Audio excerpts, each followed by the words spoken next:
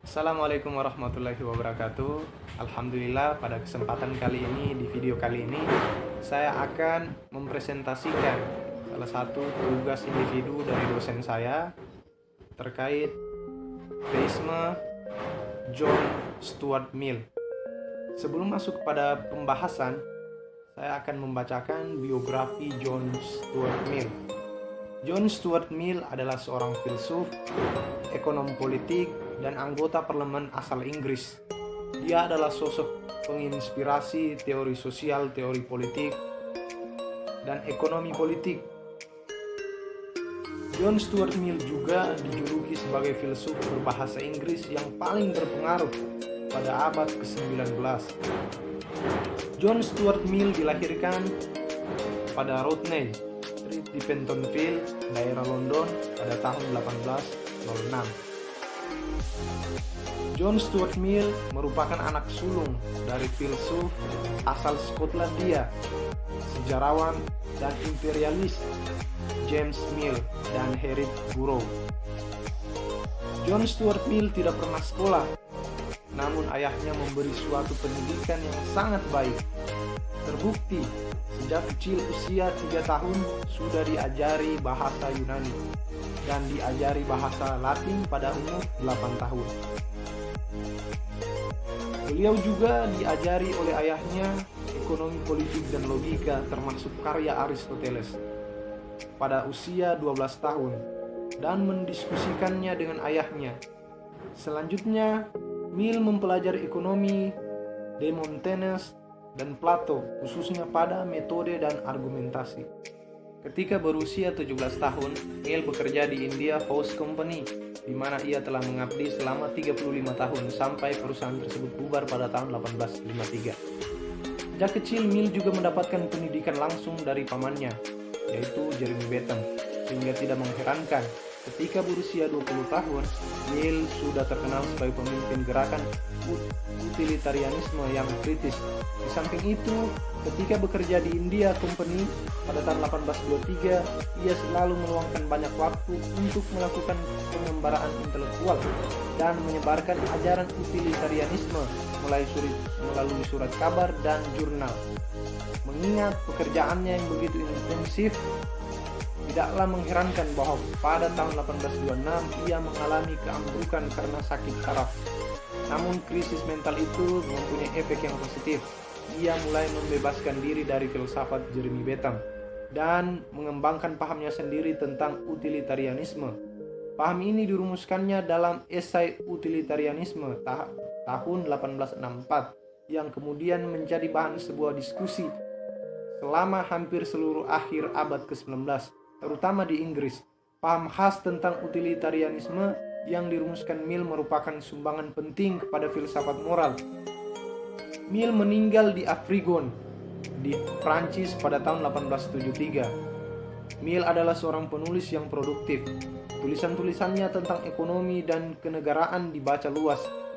Salah satu tulisannya yang paling gemilang dalam etika politik pada zamannya adalah bukunya On Liberty di tahun 1859 yang merupakan pembelaan kebebasan adalah System of Logic pada tahun 1843, Principle of Political Economy pada tahun 1848.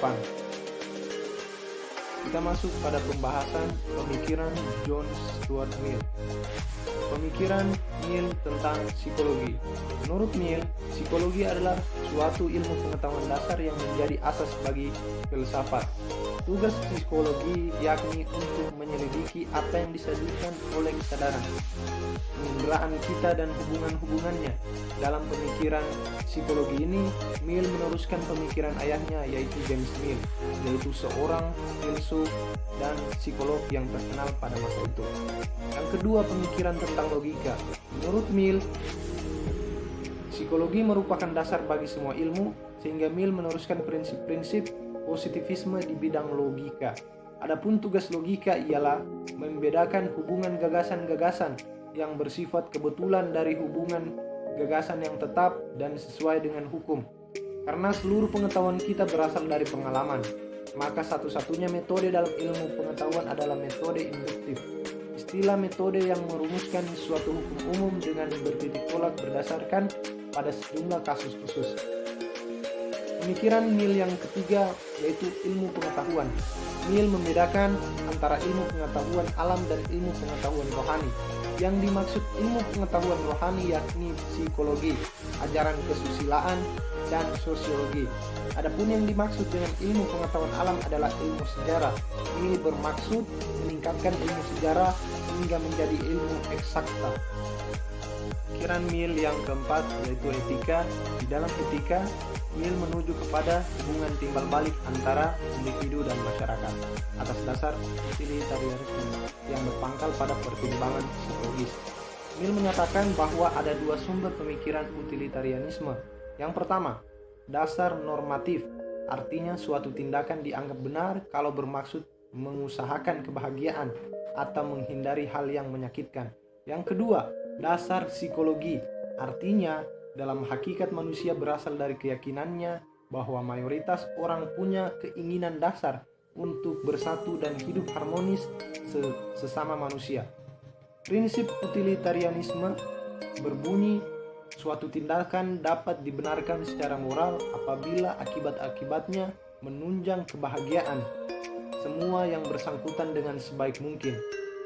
Penggunaan utility atau prinsip kebahagiaan terbesar merupakan dasar moralitas bahwa suatu tindakan harus dianggap betul jika cenderung mendukung kebahagiaan.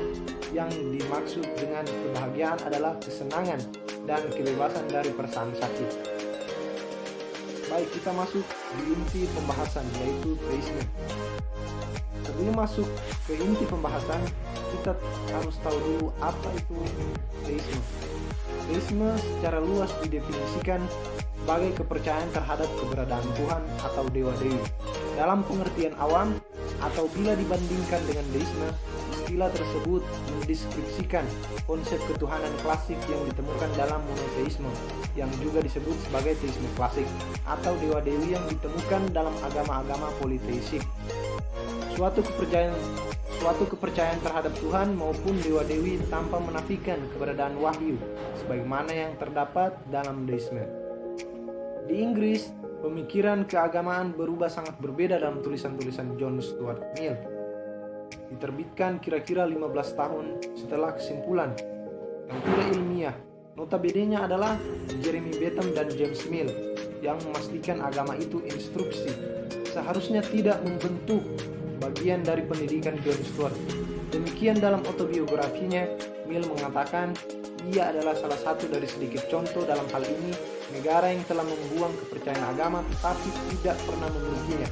Mungkin karena ini dia tidak merasakan permusuhan terhadap agama itu. Banyak utilitarian lainnya telah merasakan. Dalam bukunya esai-esai tentang agama, dia memandang argumen itu dengan sangat memalukan untuk melawan keberadaan Tuhan. Dan pada efek positif dan negatif keyakinan agama, sambil menolak argumen ontologis dan kausal untuk keberadaan Tuhan. Mill menanggapi dengan serius argumen dari desain satu-satunya yang didasarkan pengalaman. Mill menulis, dalam kondisi pengetahuan kita saat ini, adaptasi pada alam memberikan keseimbangan. Namun Mill tidak menganggap bukti sebagai rendering kemungkinan adanya pencipta maha kuasa dan baik hati. Kita tidak bisa menyebut yang baik, kecuali dia memiliki sifat-sifat yang membentuk kebaikan pada semua makhluk. Dan jika demikian, Mill percaya untuk mengesampingkan gagasan tentang kebaikan yang maha kuasa. Mill memang optimis dalam penilaiannya dari dunia tempat kita hidup. Mill menulis, penderitaan manusia ada dalam tingkatan yang besar. Banyak dari mereka, hampir seluruhnya dapat ditaklukkan. Meskipun demikian, sebagian besar umat manusia hidup dalam kesengsaraan. Dan sebagian besar disebabkan oleh ketidakmampuan manusia dan kurangnya niat yang baik. Itu sendiri bertentangan dengan gagasan bahwa kita semua berada di bawah aturan kebaikan yang sangat kuat. Teisme esai Mill menyimpulkan bahwa hasil bersih dari teologi natural pada pertanyaan tentang ilahi, makhluk dengan kekuatan besar tetapi terbatas, bagaimana atau dengan apa batas kita tidak bisa. Bahkan kecerdasan hebat dan mungkin tidak terbatas, tetapi mungkin juga kekuatan yang lebih sedikit daripada ini yang menginginkan dan membayar beberapa hal. Kebahagiaan makhluknya, tapi yang tampak memiliki motif tindakan lain yang dia lebih peduli. Dan siapa yang tidak bisa dianggap oleh penciptaan semesta tujuan itu saja. Begitulah dewa yang ditunjuk oleh agama alam. Dan apa saja gagasan tentang Tuhan lebih menarik daripada ini hanya datang dari keinginan manusia atau dari pengajaran wahyu nyata atau sebuah khayalan. Jika itu masalahnya, apa yang kita katakan, apa yang bisa dikatakan tentang keinginan atau sebaliknya keyakinan agama tidak dapat diperdebatkan, kata Mill, bahwa agama memiliki nilai individu sebagai sumber kepuasan pribadi dan perasaan yang meningkat. Beberapa agama mengulurkan prospek keabadian sebagai insentif untuk berbudi luhur, tingkah laku, tetapi harapan ini bersandar pada alasan yang lemah, dan sebagai manusia membuat kemajuan mungkin tampak sebagai prospek yang jauh lebih bagus. Bukan hanya mungkin, tetapi mungkin yang lebih tinggi, dan di atas semua itu lebih bahagia. Kondisi kehidupan manusia bukan pemusnahan, tetapi keabadian yang mungkin menitik beratkan ide dan sifat manusia itu. Meskipun senang dengan masa kini dan dengan tidak berarti tidak sadar untuk berhenti, akan menemukan kenyamanan dan bukan kesedihan dalam pikiran, yakin bahwa itu akan selalu ingin dipertahankan. Mungkin hanya ini presentasi dari saya. Semoga bermanfaat untuk teman-teman semua. Wassalamualaikum warahmatullahi wabarakatuh.